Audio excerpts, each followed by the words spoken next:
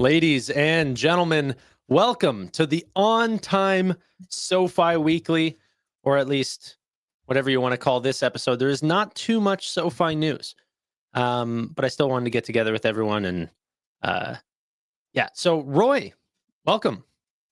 Thank How you. you doing? I am well. Super excited about the Robinhood City of Gold. Lots of stuff to do beforehand, and then I'm really glad that it works around our schedule so that we'll not miss next week for SoFi Weekly. Hopefully, we'll have some SoFi news. There's a little bit tonight, but yeah, it's an interesting, as always, an interesting time in the market. So I have a list of I think now at this point 6 videos that I want to get done and pre-recorded before we leave. So. Well, there's so much going on. There really is. Just not for SoFi right now. Are you bringing any recording stuff to San Francisco? Yeah. We might do, a live stream or something there. We talked about that, so we'll see. I got a short flight compared to you guys, so there's no excuses for me.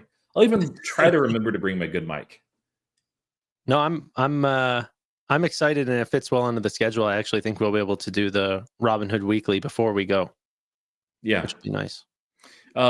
My question for you is how big of a suitcase do you need to have to put Tevis inside of that? Do you fit in the under 50-pound luggage? I could pack you in the cargo. No. How long are you guys going for? 3 days. 2 nights, 3 days. It's pretty cool. Pretty cool. Yeah. It gives me some time to. Well, it's definitely not enough time for the length of the flight. I'm still going to be pretty jet lagged, but it's definitely a benefit than flying in and flying out same day like New York or something, which was just a 24-hour trip for you. Yeah. Yeah. I'm old. I can't do that anymore. That was a further flight too. Here from Houston to San Francisco, it's not too bad. So yeah, you did the same thing, right? You flew out same day. No, I stayed the night and went up with the MIT. So yeah. And we also have the great and powerful Tevis. How you doing, Tevis? I didn't actually intro you at the start. So I'm doing fine. I find it funny how you're so desperate to get into the Bootleg Weekly that now you're corrupting our other shows with Tesla and Nvidia talk. You're stealing content from us from Monday, Tanner. Go ahead and cover the SoFi news. I'll let you get into it. Start off with our first SoFi topic, Tevis. Oh, dude, I wasn't going to cover the Tesla or Nvidia news. Roy just carries my ass normally. So with a lack of, I would love to cover SoFi. And in fact, I've got a SoFi video coming out this weekend.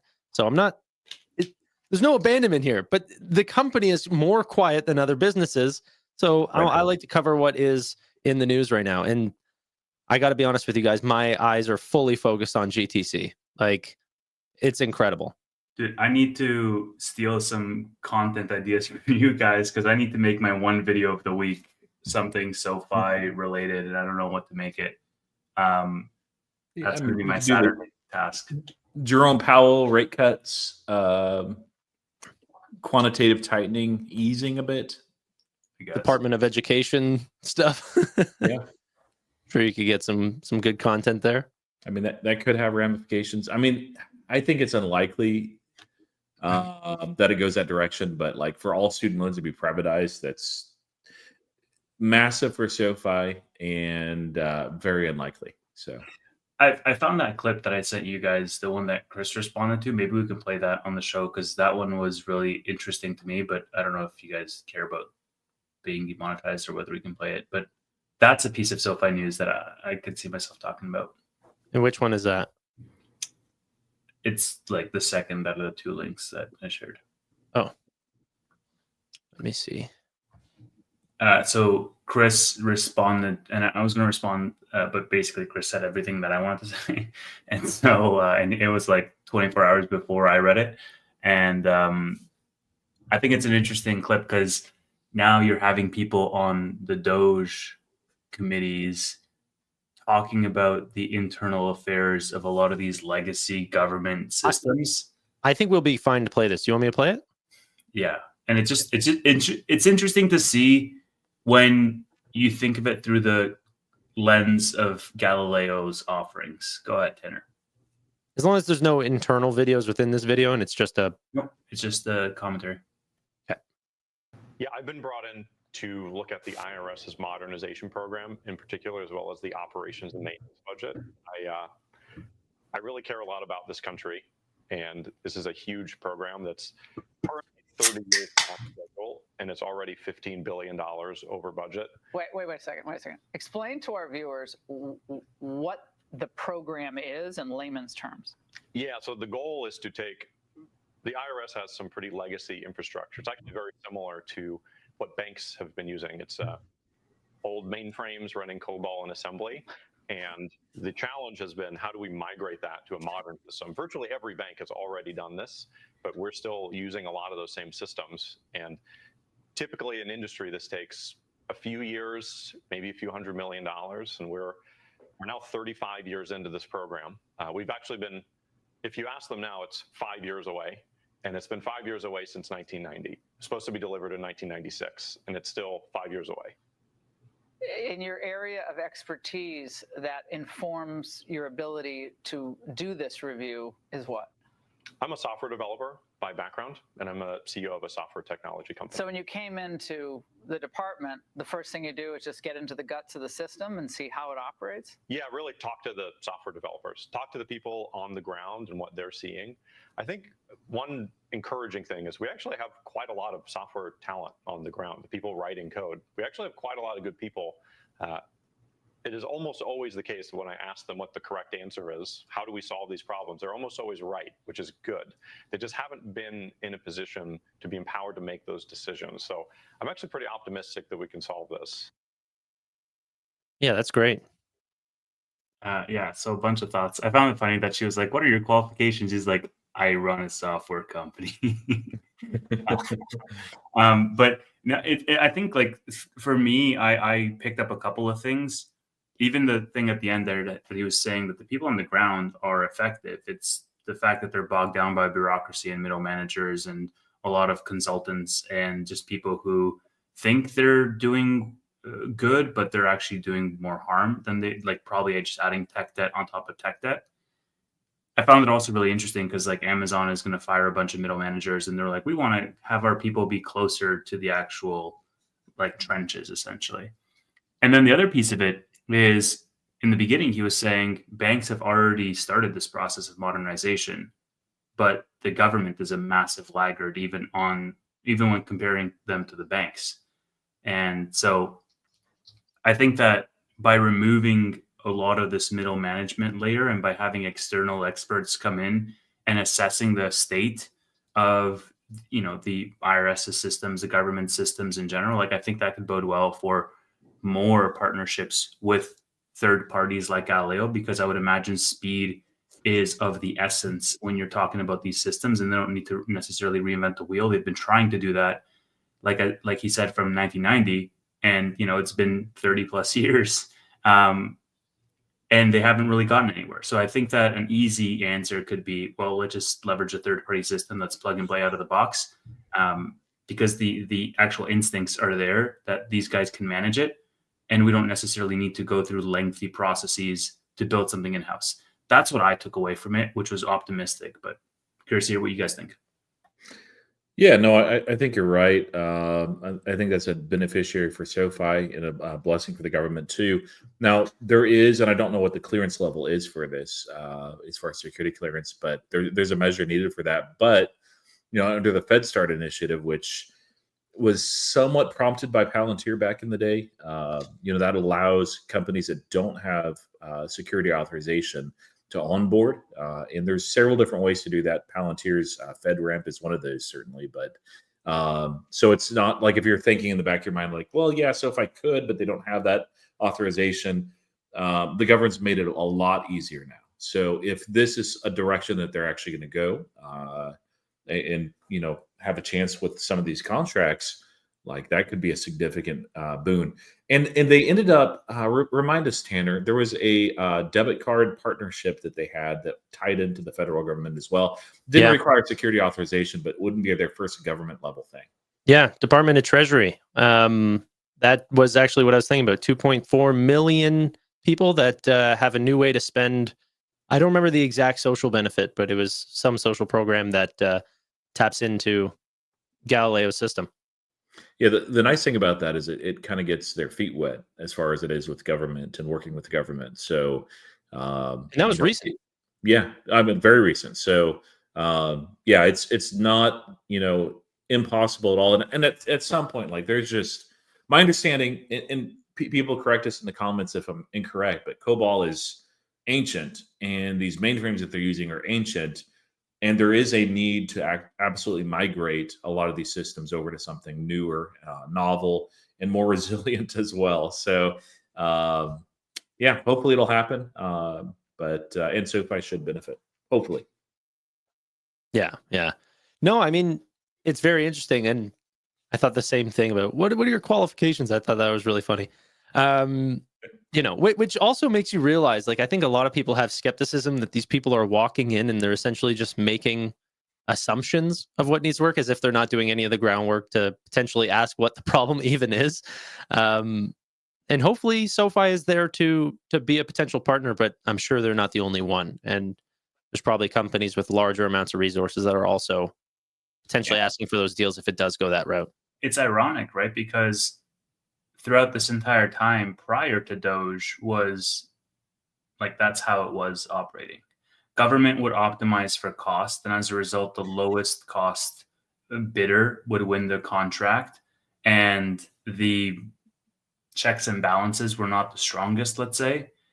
And I mean, I'm seeing this firsthand. The more executive leadership changes hands, the more you sort of get started on one direction and then stop. And then somebody new comes in and then scratches everything that the old person does, and they start in a new direction. Similar to politics, right? Like a new party comes in and they're like, okay, screw all the policies that the other party had. We're doing this other thing now. And so you have that over years and years and years, and you get two things. You get this like progress and efficiency internally grinding to a halt, number one.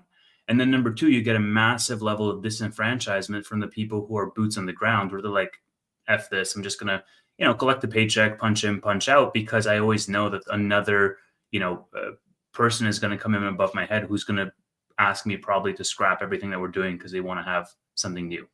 And so you have a low level of trust. And I think he even said it there, like these people just haven't been empowered for very long to even impact the change that they know they can, have a positive impact on. Yeah, yeah. It's going to be an interesting time. I wonder if other governments are going to follow suit. I'm just potentially thinking about my own, but who knows? I guess it would under a new administration. All right, I'm done. But what's it called? Is there any other SoFi related news? I hate that we're calling this the potential SoFi weekly, but there really is. It's not a lack of want to cover things. It's just Berkshire bought some SoFi today, so I can share my screen. You can see the 13F filings here that were just posted, and as you can see, Berkshire SoFi purchase, except the fact that it's not Berkshire Hathaway, it's Berkshire Capital Holdings. And they hold basically whatever YouTuber is pushing. They hold the Palantir, they hold SoFi, they hold Nvidia, they hold Tesla, they hold Hood, they hold Reddit, they hold Meta. So not quite Warren Buffett, but we're getting closer, I guess, guys. I saw some people posting about that this week. I was like, wait, Berkshire? And then I checked Berkshire Capital Holdings. I was like, idiots. Yeah, I didn't even hear that news, but the second you said it, I was like, okay, well, this isn't true, but go ahead. I just knew I would have heard about it if it was Berkshire Hathaway. It was just like, I didn't want to mention it, but when I saw their entire holdings, it was just way too funny to not bring up. It's like all the degen, small cap names. So since Powell had a presser, we should probably talk a little bit about that too, since it does have SoFi implications. So he came out very dovish, mentioned specifically that there might be an impact that's transitory, using that word that I thought was retired, but from the tariffs. but that they would not overreact to that. So that was actually really good news. Just that if they see a little bit of reacceleration and inflation, they're going to just say, hey, that's fine. We're just going to sit on our hands and wait. And we can see reflected in rate probabilities. This is, by the way, looking out to the end of the year. And we can see that shifted a little bit more towards a higher number of cuts. Not too big of a shift over the last day, certainly, but you can see over the last month just how much we shifted, and it's substantial. So rate cuts, again, are not the bull thesis, the sole bull thesis. But for SoFi, it's very significant, especially with that loan platform business, with their own personal lending and their lending platform as well. As long as it's not cuts that are there to try to save the market and save jobs because we're in a massive recession. So anyway, wanted to share that. And then quantitative tightening. Did you guys catch those remarks on what he had said on that? Yeah, a little bit slower, right? I think it was 25 or what was it? It used to be 25 billion. Now it's 5 billion. Yeah, the numbers right. It's slowing to, and 5 billion sounds like a lot a month, but it's slowing to a trickle. So they're very, very much being careful with the Fed balance sheet right now, almost to the point where it's neutral. As you reduce quantitative tightening, it's not quantitative easing, and I'm glad that we're not doing that.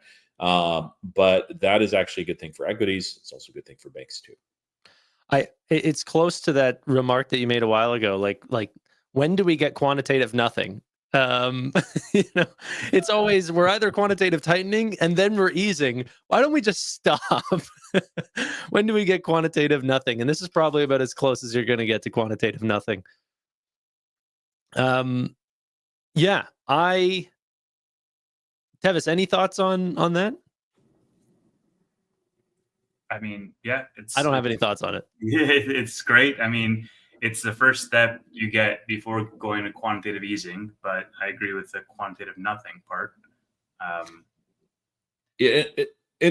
And for me, even more so than the quantitative tightening comments, and eventually nothing, is just hearing from him that they're going to exercise caution as far as overreacting for data on the other side.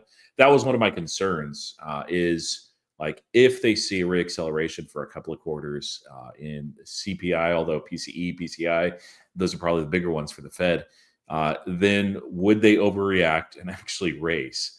If they did that, yeah, that would nuke the market. So I was very relieved. It would especially nuke SoFi too. I was very relieved to hear that doesn't sound like it's even being considered, that they're well aware that this could cause those numbers to spike.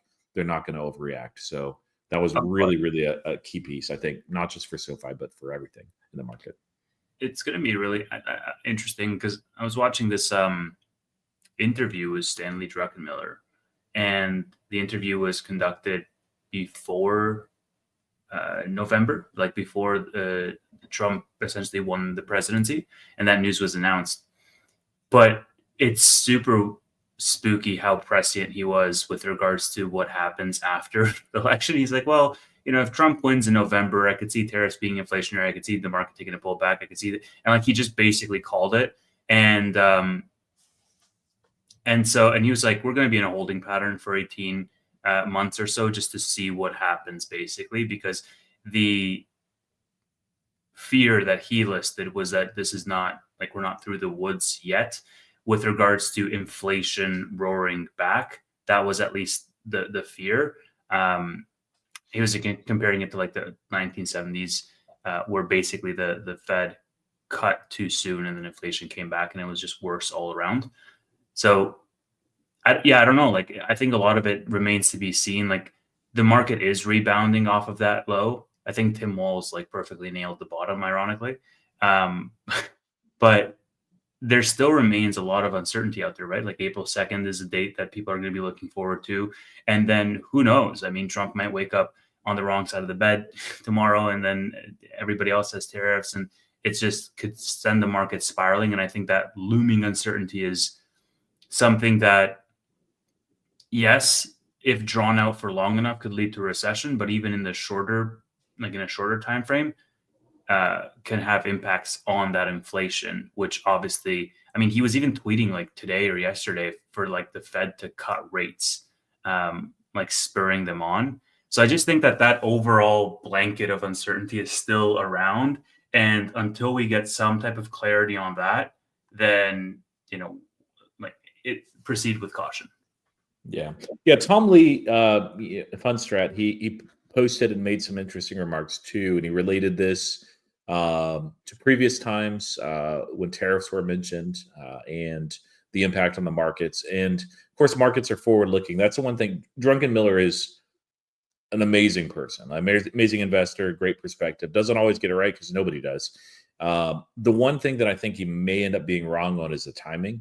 18 months is a long time to be range bound and just sitting there. It's possible, and I do think we have longer than perhaps Tom Lee was saying. But he made a good point, specifically about was it the Cuban Missile Crisis, not the Bay of Pigs invasion. And so that was a series, I believe, over 9 days, where if things went poorly, you have nuclear holocaust. So high stakes, but the market bottomed and began to rebound a couple of days before the event actually was resolved. So here with tariffs, like April 2nd's coming up, and Lee's prediction was like, hey, it's probably going to bottom if it hasn't already before that event. But anything could really happen at this point. I do think that the market does struggle with uncertainty. So if we get a lot of certainty from that date, as far as some negotiation, reciprocal tariffs and all that stuff, there's a lot of upside to the market left. I mean, I think we'll go and hit all-time highs. But yeah, if we hit that full effect of the tariffs and they're real and they stick around for a while, we could go down a lot more too. So I know there's a lot of people that are just kind of sick of it, the up and down. But Tevis, you know what kind of market this is? Option seller's dream. Yeah, I mean, I was saying that to a friend earlier because I got assigned some hymns today, and I have some more hymns to get assigned in a couple of weeks. And I was saying to a friend of mine, I was like, oh man, like I was sad about being assigned all these things at like super low prices last week. And now we're rebounding. I'm like, I'm really happy about being assigned at super low prices because it's just, I think that if the rally continues for even another week, then I can unload a bunch of my positions through covered calls and I'll just let them go and just build a bigger cash pile just in case we have further downside. And, if we have further downside without, like, if Monday opens red and it continues 5 days straight red, then I'm just going to gobble up some more shares of HIMS. I did buy, in addition to being assigned HIMS today, I did buy stuff. I bought a bunch of TSLL today, and I bought leaps on TSLL, and I bought leaps on HIMS because I think we're going to rebound in the short term, but I'm not planning to hold those for that long. Tevis' motto: "Scared money don't make money." Yeah, seriously. But yeah, like leaps on TSLL is like it's already leveraged, bro. Yeah, I bought about $9,000 worth of leaps on TSLL.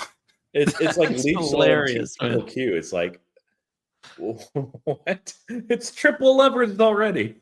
Yeah, man. Yeah. You know what? I think you guys talked about this on one of your bootlegs or whatever, but I'm curious your take on the Robinhood events contracts thing, because I'm sure you would love that product. Yeah, built right into your brokerage. Somebody commented on it, and I was like, bro, I'd be gambling on that shit every day.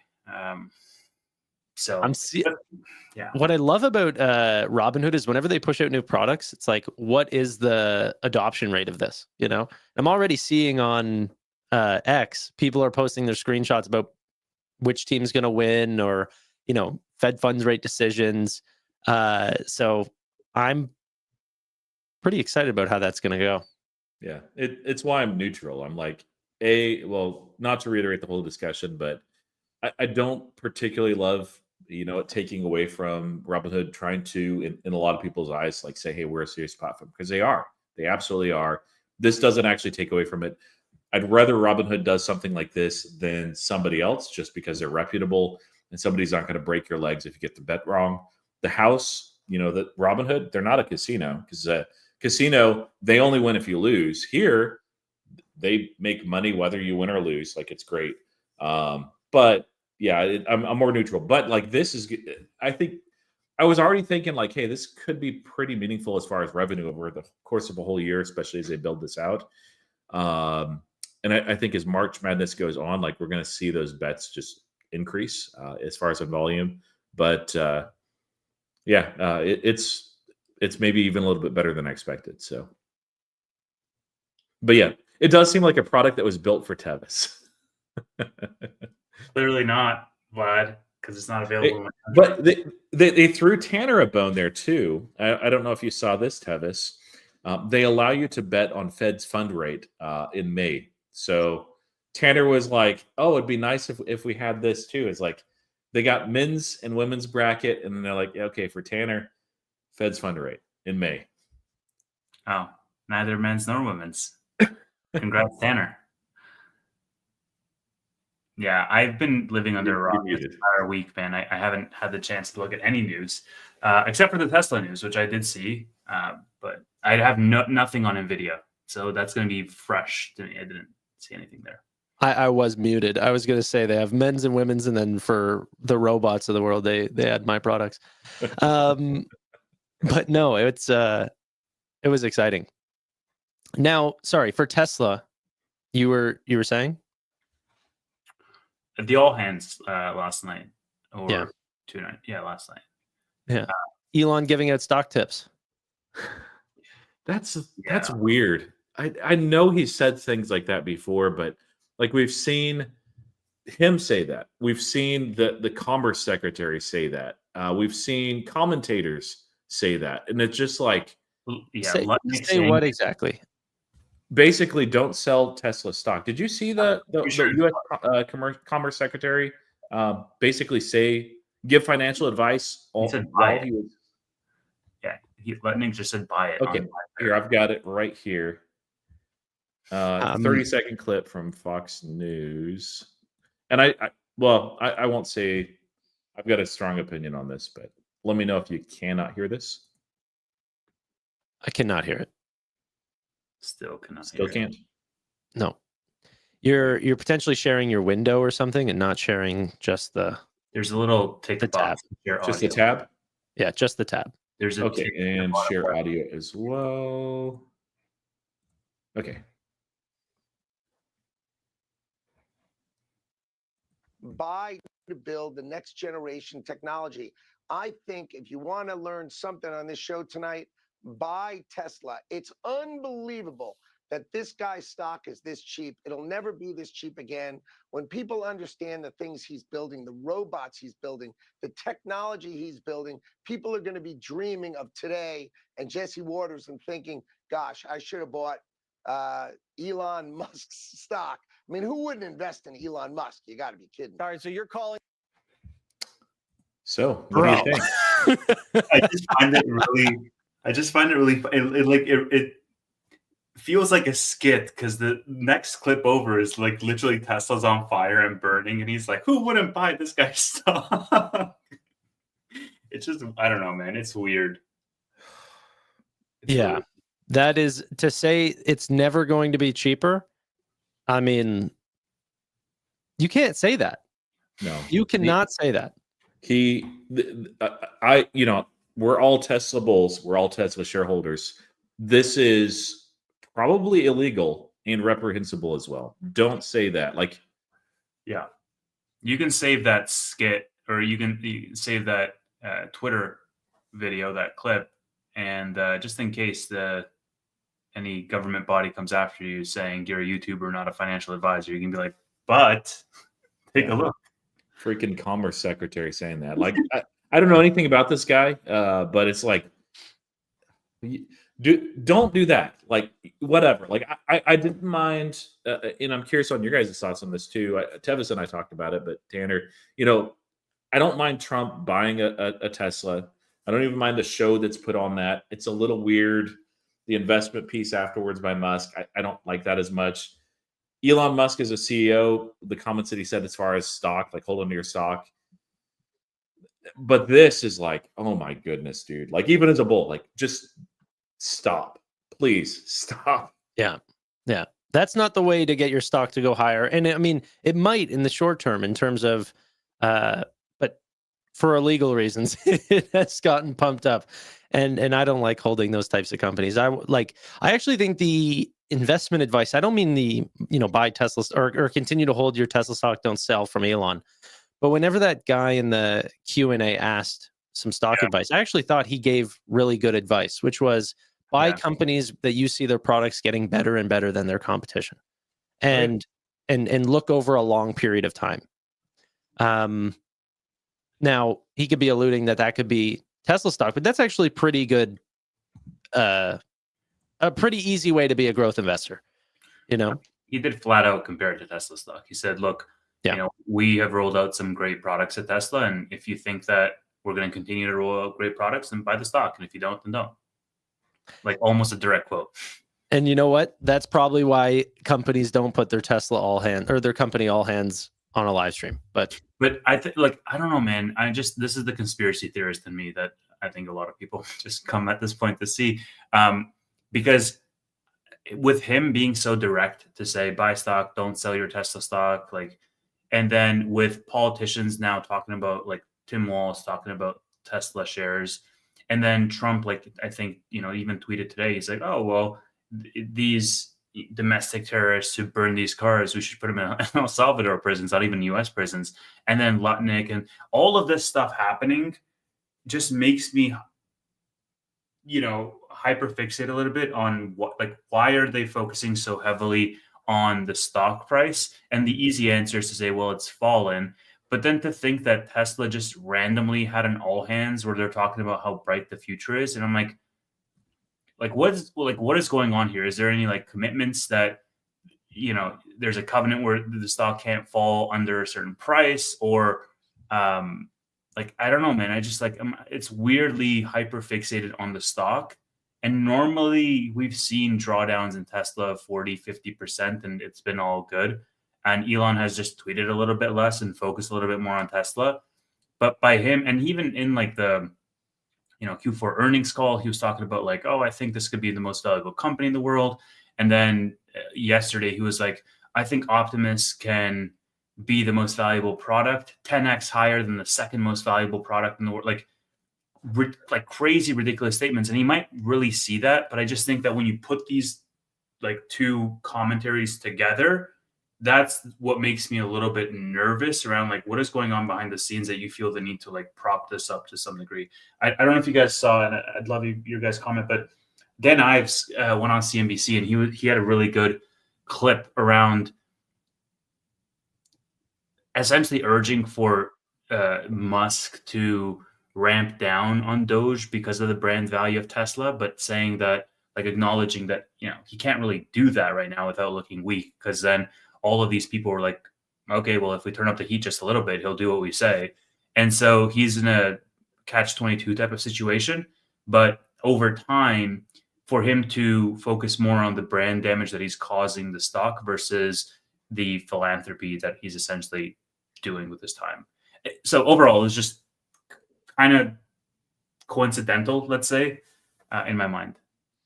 I like all of the potential bearish conspiracies that there could be some underlying problem if it continues to drop, and then the leaps on TSLL to back up that statement. Good. I mean, yeah, I don't know, man. They're leaps for a reason. They're leaps to cover my ass, because I do think that the company is on the way up. But at the same time, I think that I don't know. I think the macro is going to bounce back before it falls further down, between now and April. And I think that Tesla can really, see a lift because it's been oversold. So all of those comments that he made previously, and then add, with that being said, I think it's going to go a little bit higher. Short term, they're incentivized to bring the stock up, man. This is my conspiracy brain going. Why are they focusing so much on the stock? You have the literal president of the United States talking about Teslas and tweeting, and the commerce secretary and every media on earth, and Tesla doing an all hands. And it's just I don't know. And again, robo-taxis are going to come in June. That's around the corner from a news perspective. So yeah, I'm thinking it's going to go at least back up to high 200s, 300s, but at that point, I'm like well in profit. Yeah, anything could happen with this stock. It's I think it's at the bottom of the S&P 500 now. It was close before, and it just keeps dropping. And this is a stock that trades very much on a narrative. So that's one of the dangerous things. One of the many dangerous things about the 30 seconds of the U.S. Commerce Secretary Howard Lutnick saying that is the stock can absolutely go and pump, back to 400. I don't expect that anytime soon, but it can. It could fall down to like 100, 150, probably not 100. That would be tough, but there could be a lot more downside too. I've not. I ended up selling some temporarily of Tesla. Just ran out some trades that I needed money for right then in my tax advantage account, and I thought I was going to rebuy those, pretty quickly. And I'm like, I'm just sitting on my hands at this point. So, I bought more Nvidia. I'd rather be in that. Honestly, it just feels like easier money. But the optimist comment, like it was. I think he's right, that this is going to be the most massive product ever. Like whoever wins, I think there's going to be a winner take most. There will be other models as well too, but they really do have. He listed out this series of advantages that Tesla has. And he's like, hey, nobody else has all of these. But I think the big piece that so for instance, there's a couple of Chinese competitors that I think are probably credible from what I understand. Figure seems like it's going to be quite viable. But what they all lack is the ability to actually manufacture at scale and manage those kind of very complicated supply chains. And Tesla's proven that out. And so hypothetically, let's just say maybe Optimus is not the best product. If they have a almost as good product that they can actually manufacture at scale, they will win. Mm-hmm. And that's 100%. Happened time and time again. The best technology does not always win. It's the ability to actually scale it. And if you look at all the others, I did a ranking thing, like who's better, Robinhood or SoFi thing. If you'd rank that Tesla with all the others, if Tesla's only advantage, and this is not their only advantage, but if their only advantage was that manufacturing component, they would still have the advantage over every single other competitor out there, just because it's that important. Yeah. Who is better, SoFi or Robinhood? So the point of that video was quick comparing. Watch the video, Tanner. Watch the video. I watched your video, man, and you left out Palantir. Come on. This is where you say watch the video. And bro, I left out Palantir because it's not a good AI buy right now. That's why I didn't leave it in. Of your video? Overpriced. What was the title of your video? Top 3 AI stocks to buy. What was the first one? You say stocks or companies? Stocks. What was the first one? Because it was Nvidia, something and something, right? Go watch the video. There you go. See? It is burn, Roy. Roy, I'll tell you mine if you tell me yours. Oh my gosh. Mine's Google, Amazon, and Nvidia. Google was your first one? They're not in order. Well, I mean, they are in order in my head, but well, in the literal thumbnail, it was like Nvidia second, Amazon third, and I guess Google first now. Yeah, no, it's just a thumbnail. Oh. Yeah. No, I see stocks. I was thinking companies.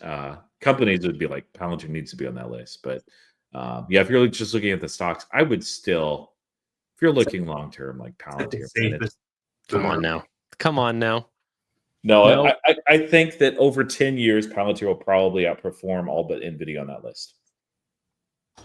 Bro, literally the only thing that's been going through my head, and this is partially because SoFi has not been giving us news, is just the unbelievable size and scale of cloud, the GPU build out that's needed for that, and every single part in between. And I think Wall Street's extremely bullish about these areas.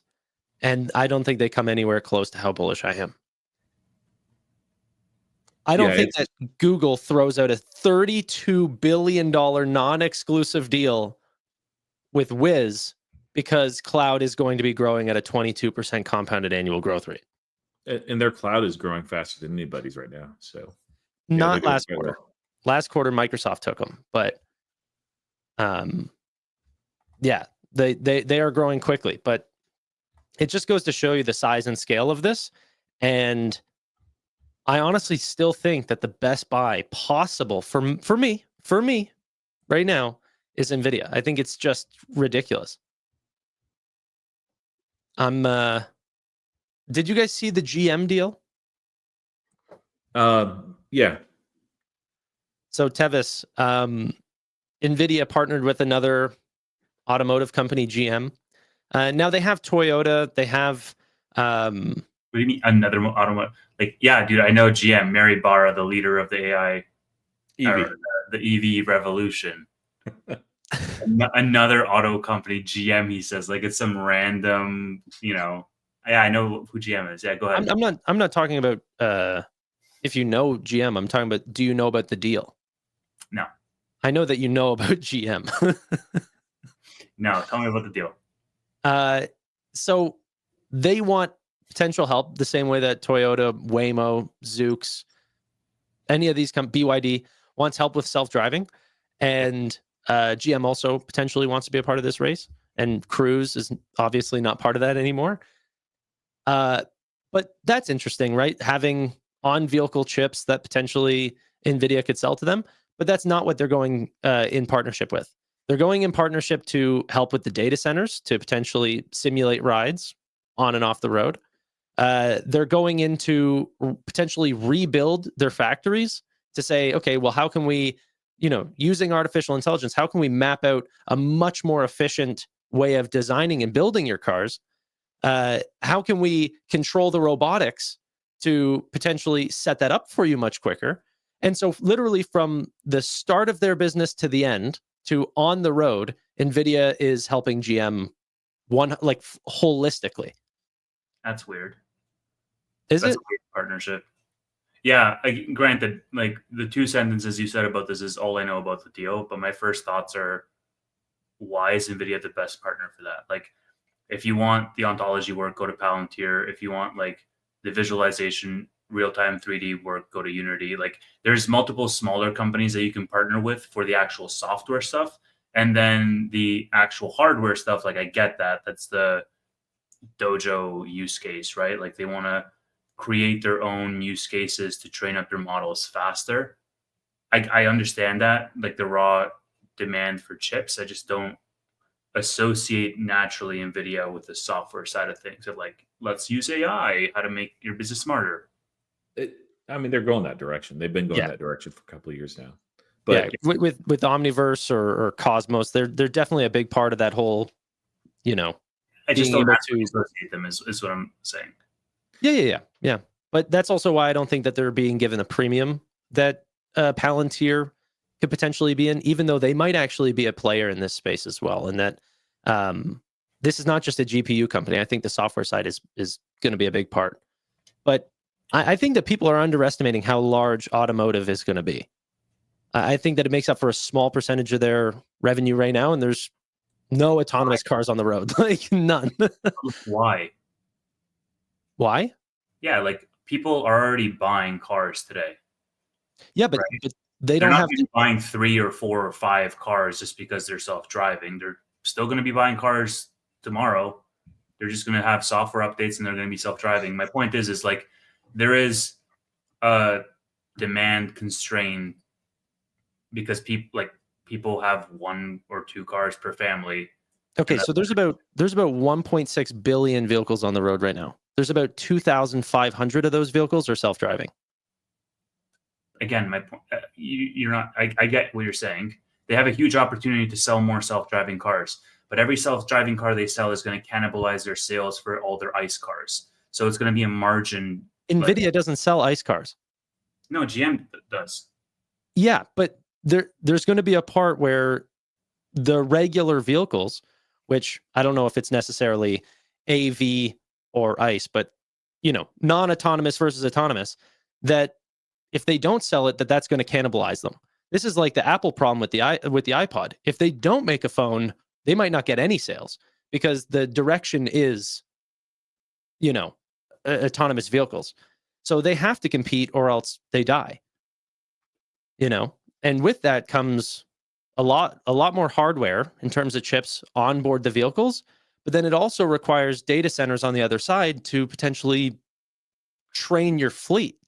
Yeah, I think I misunderstood you, because what you mean, and what I think you mean, is a huge opportunity for Nvidia with regards to automotive, but not I don't give it. Yeah, I don't care about GM at all. Yeah, that's what I'm saying. Like, there's no, like, I don't understand what the huge opportunity is for autos, because they get a lower margin on EVs in general, and Don't like care they're about doing it to survive, not necessarily to like thrive. You know? I'm talking about Nvidia. I'm saying they are going on all fronts. The market is pricing them as if data center is going to die over the next 2 years. They not die, but flatten out. Yeah. That is not what Jensen sees at all. He sees $1 trillion in CapEx spend. On that, throw up David Benishay's comment on NVIDIA from 10:07. He had said that he actually went to GTC, and I thought it was really interesting what he shared there. 10:07? Mm-hmm. You're saving... you're bookmarking here. Here, hold on. Yeah, no, I love that comment. It's one of those things where like we can view and see like the main stage stuff, but like when you actually go to these conferences, it really gives you a feel for what people actually think. So he says, I really underestimated Micron, Vertiv, and Nebius. Infrastructure is going to expand rapidly the next decade. Every company I talked to said demand is huge. And that's what we saw in Q4 earnings. Universally, all these different companies that are huge buyers have continued to be huge buyers and say, hey, we're going to keep buying. We're going to buy a lot more. And yeah, Databricks is actually partnered with Palantir. That was one of those.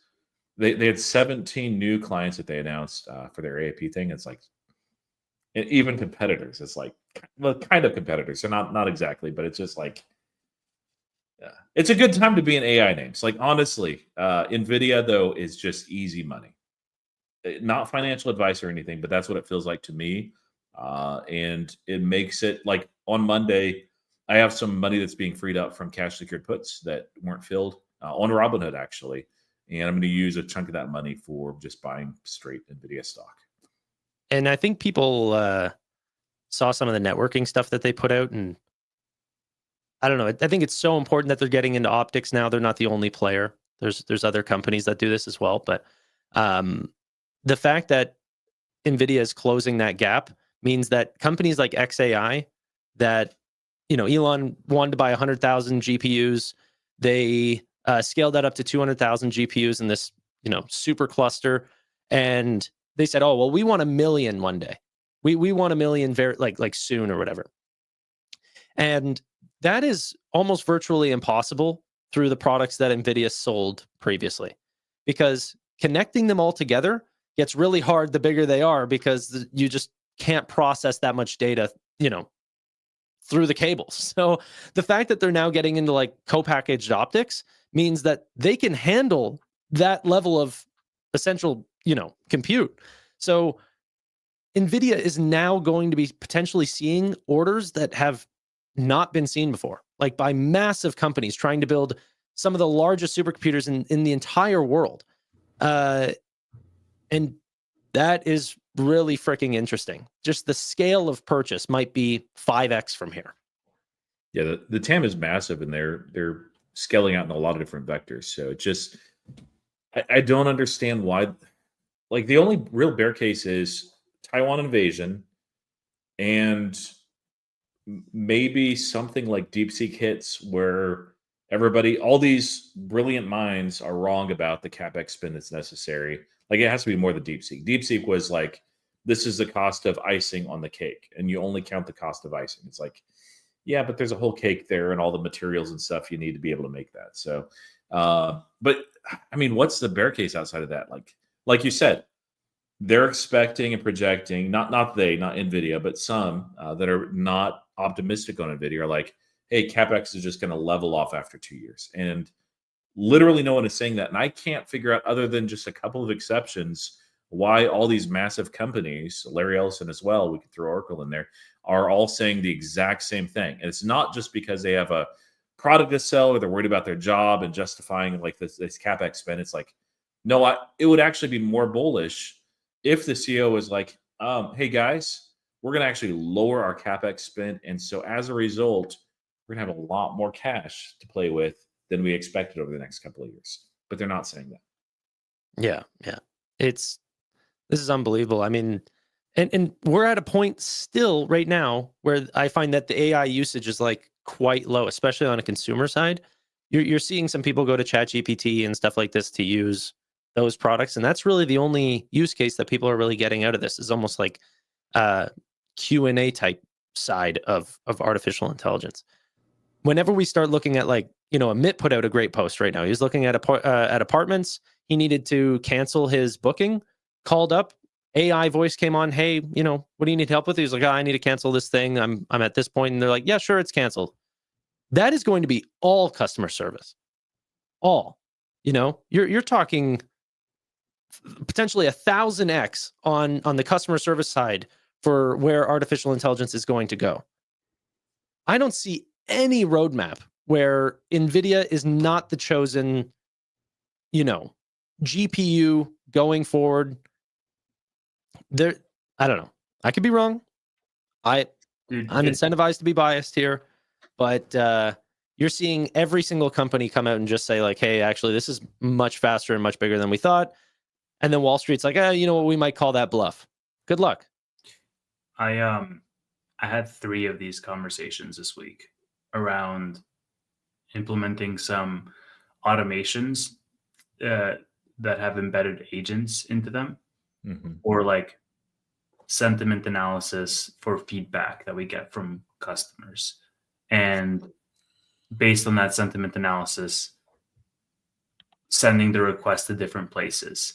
And then based on that, doing like a daily digest to key stakeholders, like just building out a whole automation through AI. And literally the number one question I got by three different people this week is, but that's my entire job here. And I was like, dude, we will find you something that's like higher, like frequency, like higher touch point to do. You do not need to justify your job by just like manually being a button clicker. Like that is not, the best use of your time. And I think there needs to be like an adjustment period over the next several years, or like as people start to play around with a lot of these flows. And I'm seeing it now as well. Like people in my network are starting to really gain traction from an ARR perspective with minimal, like the most lightweight stacks I've ever seen in my life, where, 3 people are just building massive businesses, whereas like 5 years ago, it would have taken 30 people. And I just think that like we're going to go through a transition year period where the first step is validation that this can work. Then the second step is adjusting those resources accordingly. And yes, some of them are probably going to get let go because you're just going to be more efficient. But I think that where was I seeing it? I said I saw somewhere where basically like in this podcast or interview, this guy was saying like your IT department is going to be the HR for all of your agents. And I think Elon also said it last night, where somebody asked about like, hey, what happens when Optimus, like we have all of these Optimus bots that are doing the job, and Elon's like, well, it's all going to be dependent on how many bots can you handle in your squad. So congratulations, you just got promoted to manager. And like that's kind of a joke, but it's also kind of true. Yeah, so I previously my job that I worked for several years at was one of those major universities, and I trained up towards the end. My whole role was just training people that were onboarding, that were on chat, text duty, emails, all that stuff. And I tried to talk to some of the higher ups. I had some conversations and some information on like, there's this real opportunity as far as all these LLMs. There's concerns with hallucination. I'm a Palantir shareholder, but here's what Palantir can do. There's other companies as well, but you guys need to look at this and take it seriously. And then when I was exiting the company, the university, I was like, so one of the perks is your education is basically free. There's tax things you have to do on it, but like you're not paying anything for tuition at all, which is great.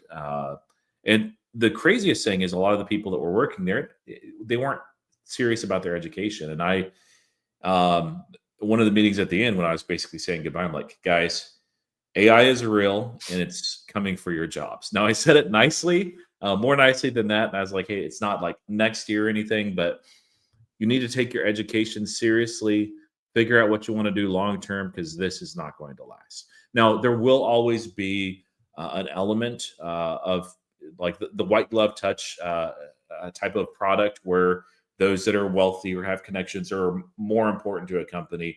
They'll have that level of access to a human.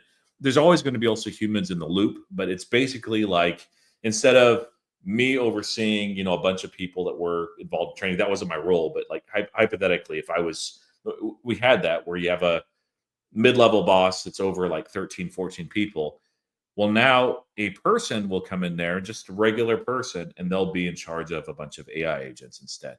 And that's going to hit every single industry out there. It's awesome for us as users and consumers. It's scary if you're in that kind of line of work. And if you are, man, figure out, get a side hustle going, figure out what you want to do long-term, get your education, whatever that is.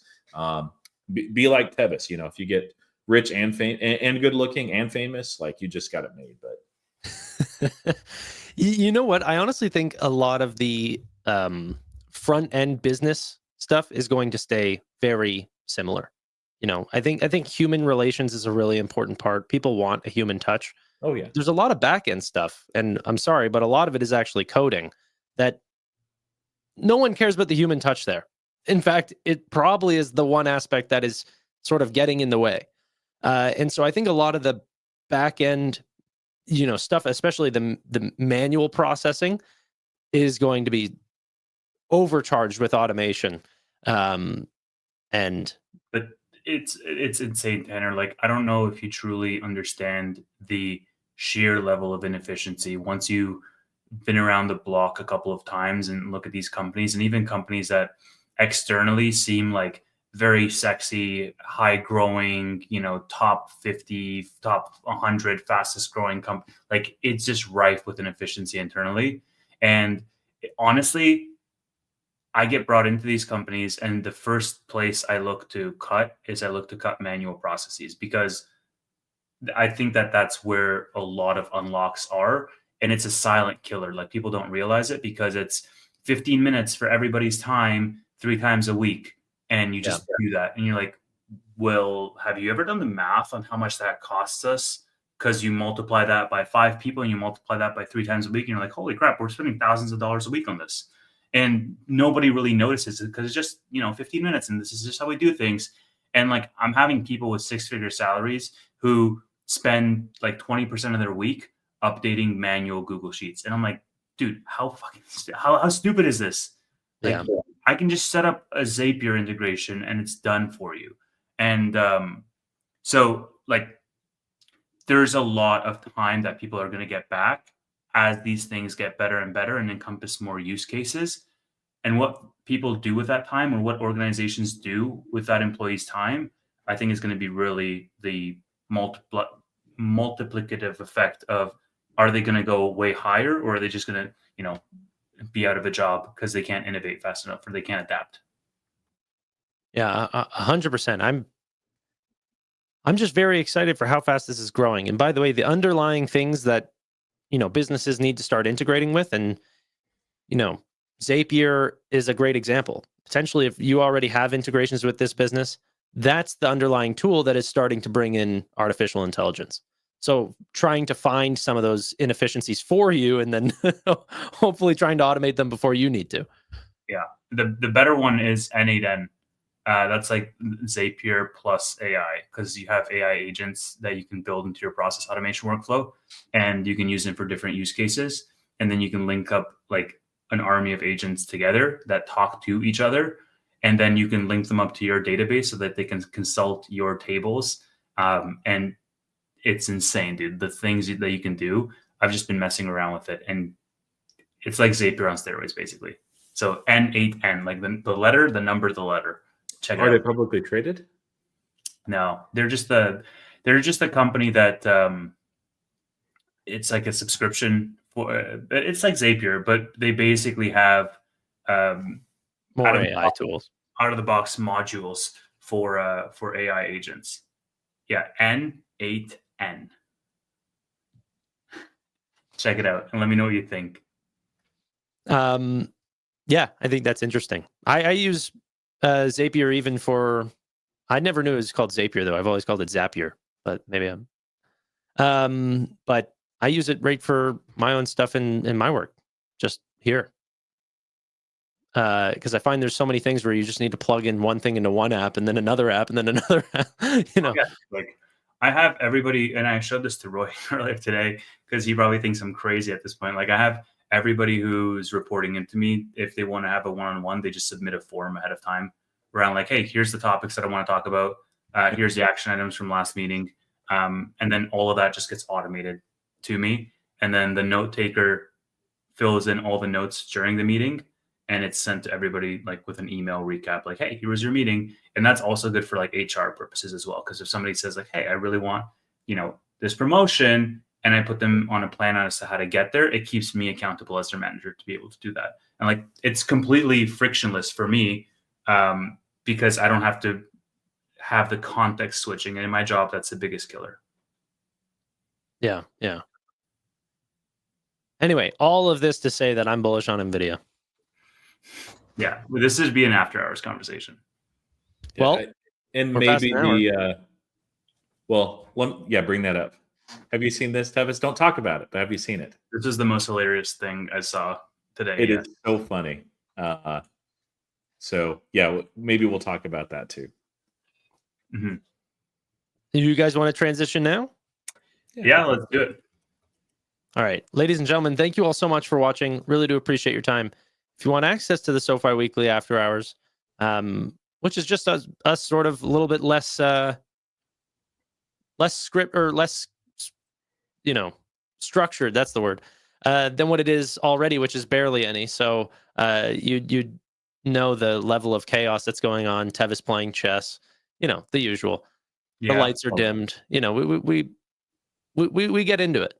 I was going to tease him. I was going to say Tesla. Tevis takes off his glasses and his shirt, sometimes. Yeah. So, sometimes my pants too. All right, ladies and gentlemen, thank you all so much for watching. Really do appreciate your time. Down below, hit the join button. I didn't even explain how to get on. The join button after you've subscribed. Bye for now.